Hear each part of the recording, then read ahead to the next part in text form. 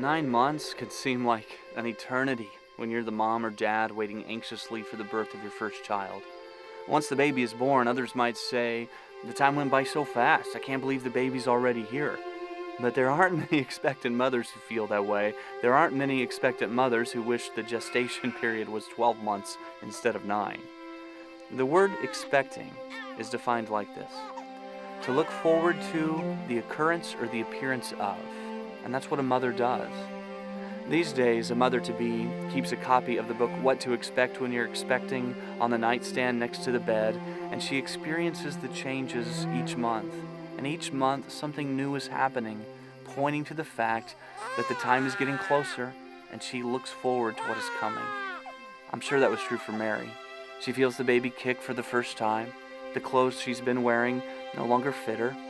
She begins to crave whatever the first century Middle East equivalent is to a Subway sandwich cold-cut trio with vinegar, extra olives, and pickles. She is waiting with a growing expectancy. And so when a mother is waiting for the birth of a child, we say the mother is expecting, and that seems like the right word.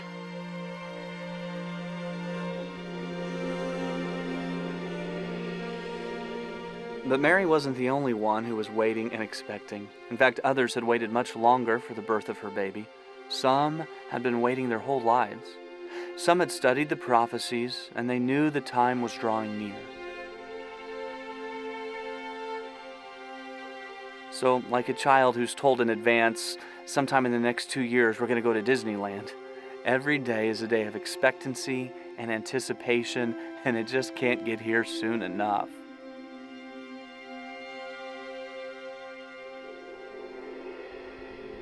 Of course, we also know that all of the Jews had been expecting the coming of the Messiah for hundreds of years. But the Bible also mentions a handful of people in particular who were watching and waiting at this time for Jesus to be born. They knew he was more than a baby. They knew he was the coming king. They knew his birth would literally serve as the dividing line of human history. And they would search the sky looking for a sign that the time had finally arrived. They looked up into the stars, and with eyes full of expectancy, they wondered, would tonight finally be the night? When we celebrate the Christmas story every year, we remind our children that there are certain things that mean more than we realize. For example, Christmas candy is actually a tradition where we remember that Jesus is this joy that comes into our lives. And the Christmas lights that hang from the trees are an image of Jesus coming into the darkness as the light of the world, and the evergreen tree that grows in the winter captures Jesus as the source of life, even in the midst of darkness and death. And there were some people that first Christmas who understood that Jesus was more than maybe many realized. His birth was more significant than just a special baby who had long been anticipated. Jesus was coming to be the king, but he was in fact the King of Kings. He wasn't just coming to save the Jews from Roman oppression, but he was coming to save all people from the oppression of sin and death. See, Mary and Joseph understood that Jesus was the long-awaited Messiah, the Son of God.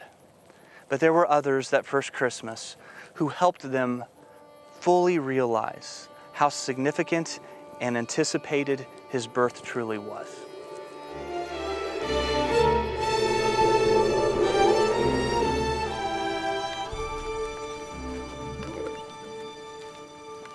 Balthazar, what was that star? Know and understand this. From the time the word goes out to restore and rebuild Jerusalem to the time the anointed one, the ruler, comes, there must be 7 sevens and 62 sevens. Jupiter aligned with Saturn in the constellation of Aries, yes. But that star, Jupiter, the king's planet, aligned with Saturn, the planet which represents Jewish people, together in the constellation of Aries. That alone could be the sign that we're looking for, announcing the birth of a powerful leader. Stop that! We have calculated this 1,000 times. We know from the words of Daniel that we are living in the time of the Messiah.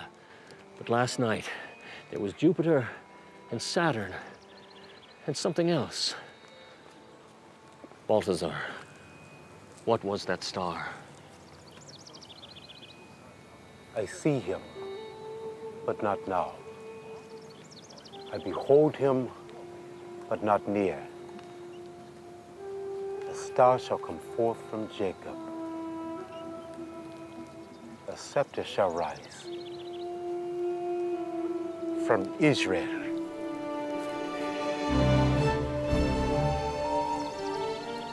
The words of Balaam, spoken and directed by the angel of God. The time is now. The Messiah has come. Melchior, where are you going? Home. We have much to do in preparation for our journey. Our journey? To where? To Judea.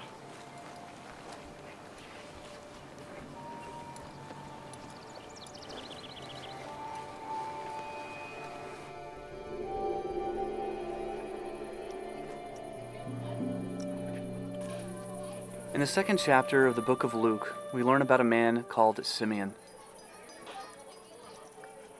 Simeon was an old man, but the Holy Spirit had revealed to him that his death would not come until he had seen the Messiah with his own eyes. With each birthday that passed, his anticipation grew. Maybe today would be the day the Son of God would come into the temple. It's hard to say how many times he had imagined the scene. What would it be like when Jesus arrived? Would he come in royalty surrounded by guards and extravagance? Would he be able to know it was him because of some angelic glow? But when a poor teenage mother walked into the temple carrying her baby, he knew this was him. The day had finally arrived. Stop! Wait!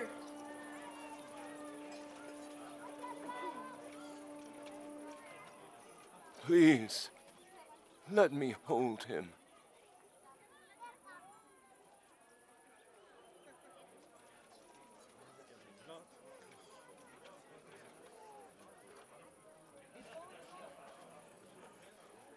Sovereign Lord, as you have promised, now dismiss your servant in peace. For I have seen your salvation, which you have prepared in the sight of all people, a light of revelation to the Gentiles, and of your glory to your people, Israel.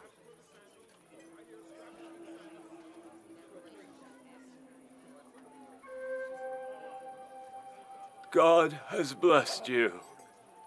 This child is destined to cause the falling and the rising of many in Israel, to be a sign that will be spoken against, so that the thoughts of many hearts will be revealed,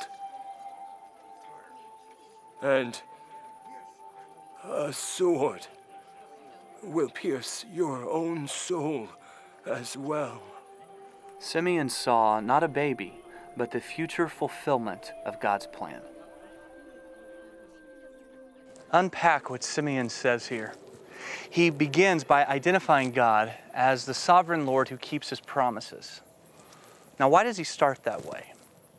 My guess is there had been numerous days where Simeon had wondered if God had changed his mind. Maybe God decided to delay sending his son. But Simeon reminds all of us who now wait for Christ's return that God always keeps his promises. And then Simeon prays, "My eyes have seen your salvation." And he equates Jesus with salvation. Now later, Christ would make that clear. In John 14, Jesus said, "I am the way, the truth, and the life. No one comes to the Father except through me." But Simeon, he seemed to already understand this, that Jesus wasn't just coming to show us the way, but that he is the way. He wasn't just coming to teach us about salvation, but that he is salvation. And then Simeon makes it clear that he is tired of waiting. And now that his eyes have seen Jesus, he's ready to go and be with God. And it's a beautiful thing, because many in Simeon's position probably would have dreaded the day the Messiah would come, because it would have meant the end of their lives. But for Simeon, it was a day he was looking forward to, because his hope wasn't in this life. Simeon wasn't the only one to get a glimpse of the significance of this moment. There was an elderly woman. Her husband had died just 7 years after their marriage, and so she had spent decades as a widow. No doubt she had experienced many of the hardships of a widow: shattered dreams, loneliness, an unexpected future. But despite the difficulties, she was known for her faithfulness and her ministry in the temple. She was called a prophetess, and she spent day and night worshiping God in the temple through fasting and prayer. Her name was Anna. But what we find out about Anna is that she had a hope. There was a promise that she held on to. She would see the Messiah come with her own eyes. And though we're not sure what she said to Mary and Joseph on that day, we are told that she made Jesus known to all who were at the temple. And she declared, this is the child that they had been waiting for. He was their hope of redemption. He was the one who had come to set things right once and for all. I can only imagine what she might have said that day. The words of Isaiah are fulfilled today. Today in our presence. For to us a child is born, a son is given, and he shall have the government on his shoulders. And his name will be called Wonderful Counselor, Mighty God, Everlasting Father, and Prince of Peace, my Lord and my God.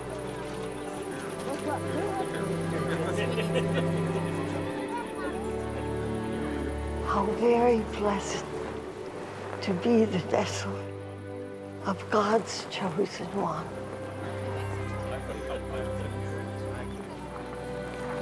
Behold, the one of whom Isaiah spoke, the one who carries the Spirit of the sovereign Lord, who has been anointed to bring good news to the poor, to comfort the brokenhearted, to proclaim release for the captive and freedom for the prisoners. He has been sent to tell all those who mourn that the time for the Lord's Savior has come. For Mary and Joseph, they must have been overwhelmed by Simeon and Anna's response. There would have been this spirit of joy and celebration. But there was one thing that Simeon said to Mary. He said, "And a sword shall pierce your own soul too."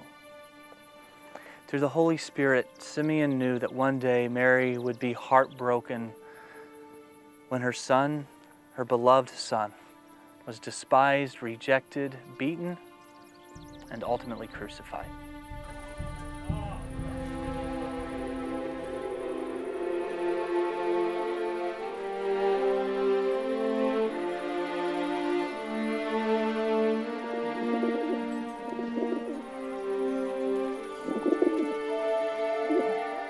Looking back on it years later, it probably wasn't just the troubling words of Simeon that Mary remembered, but the incredible irony of the moment.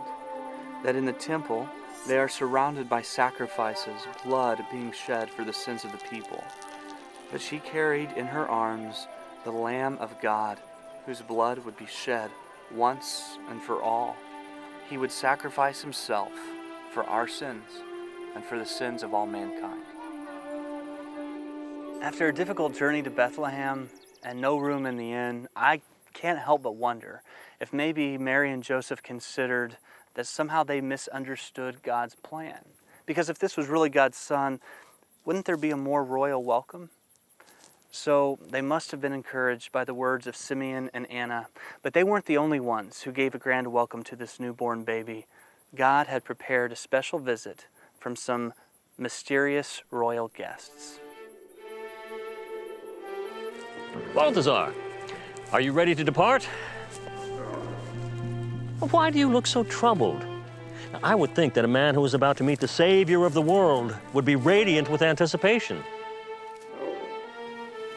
About to meet the Savior. You make it sound like he's waiting for us at the next watering hole. Do you have any idea how far it is to Judea?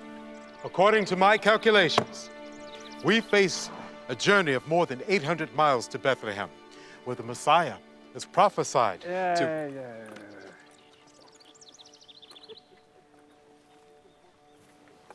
You know, you could just stay here. Perhaps you should. Travel does not agree with you. The sun gives you a headache. The sand chafes you when it gets under your robe. And we all know that when you eat too much dried fruit, you can't go 5 minutes without... Yeah. Let's not talk about that. Melchior is right. Perhaps you should stay here. Tend your garden. Go shopping for spices. Organize your library. And when we come back from seeing the Son of God, we'll tell you all about it.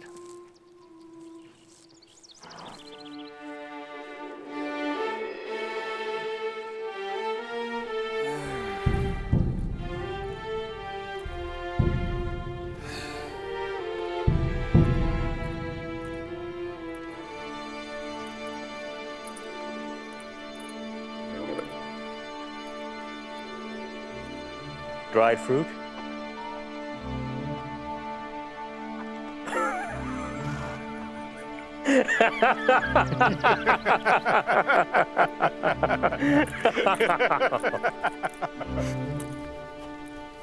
We have come to know these guests as the three wise men. We assume there were three because they brought three gifts, but really we don't know. There could have been many more traveling together to visit Jesus. Another common misconception is that they visited Jesus on the night of his birth in the stable. Matthew chapter 2, verse 11 points out that they were in a house. So it was probably days, weeks, even months after Jesus was born that they came. What the Bible does tell us is that these men came from the east, most likely Persia, or what we would consider to be modern-day Iran. And so they made this difficult journey over dangerous terrain that probably took them months.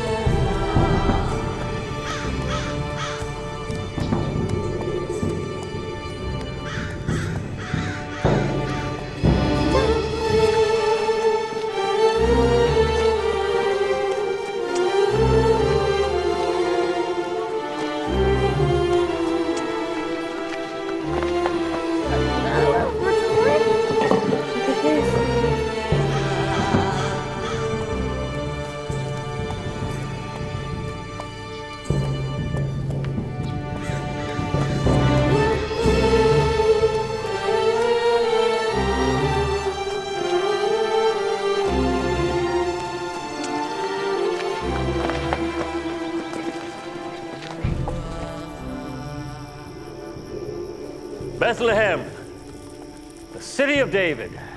But you, Bethlehem, though you are little among the thousands of Judah, out of you shall come the one to be ruler over all Israel, whose coming has been foretold from ancient times.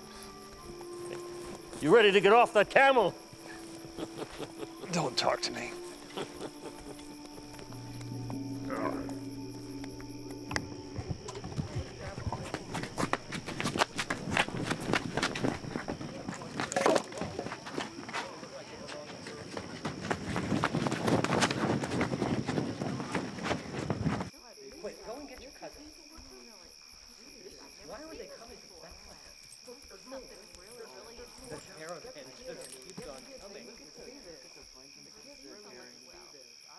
Where is he who was born King of the Jews? We've seen his star in the east and have come to worship him. So the question is, how could the wise men possibly know to just follow the star? Well, most likely they were part of a special council to the king of Persia known as the Magi. And as part of the Magi, they would have studied astronomy, astrology, religion, and science. And from time to time, they would be called upon to read the stars and then interpret dreams. Now, I want you to think for a moment, who else in Scripture was known as a special counsel to the king of Persia and had the ability to interpret dreams? It's Daniel. 600 years earlier, Daniel, the one who was rescued from the lion's den, was part of this group called the Magi. In fact, he was called the chief of the Magi. And in Daniel chapter 9, we have the one prophecy that tells about the timing of the Messiah's coming. The angel Gabriel comes to Daniel. Now, this is the same angel who appeared to Mary. And Gabriel tells Daniel that 483 years after, a decree is issued to rebuild Jerusalem, that the king will come. Here's what I think happened. 600 years have passed. The Magi read of this prophecy. Then they see the supernatural sign of the star in the sky, and they make this great trip to discover a one powerful truth. God always keeps his promises. Oh, I'm glad you're back already. We have less wood than I thought, and the fire is all ready.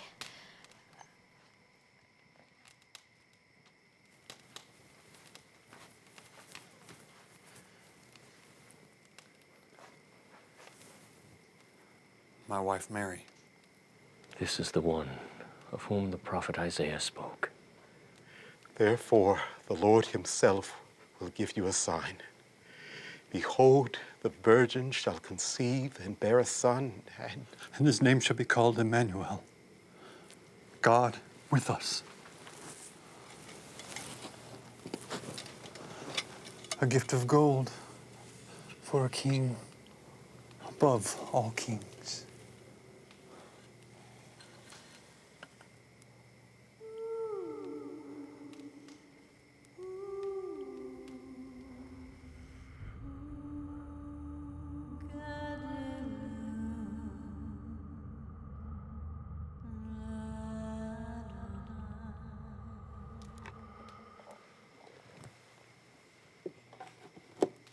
A gift of frankincense to honor the high priest of all mankind.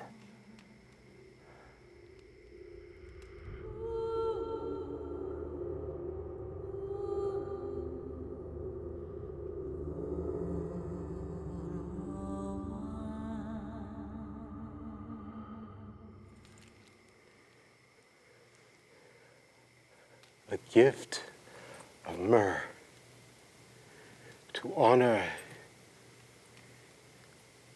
his sacrifice.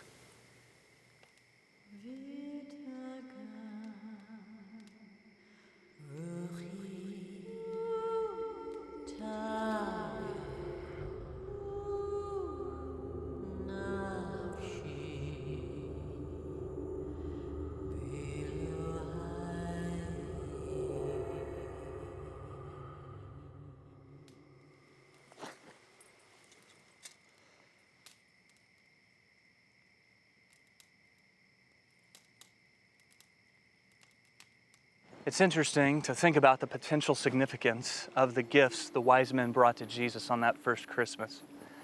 At first glance, they don't seem to be very practical. I mean, what's a baby going to do with gold?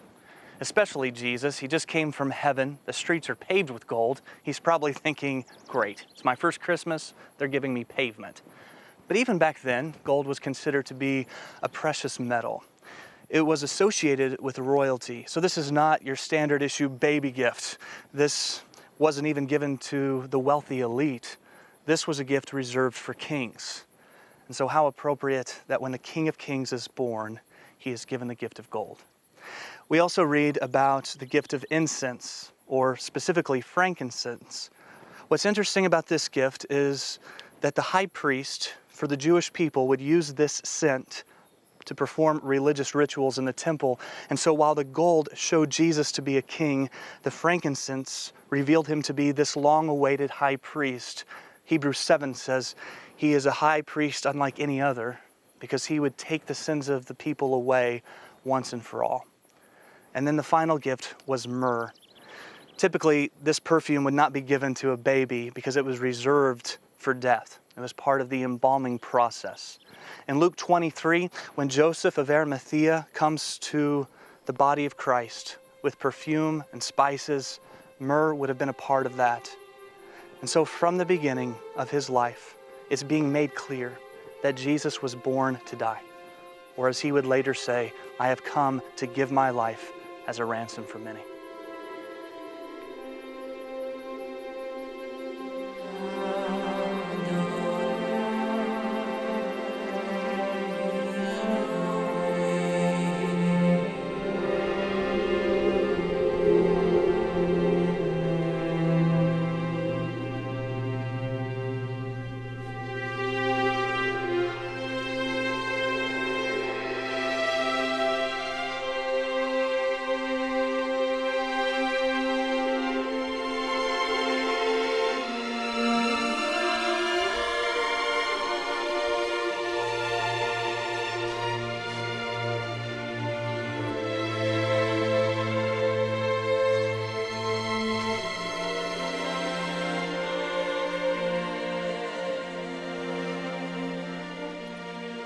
All of creation had been waiting with great expectancy.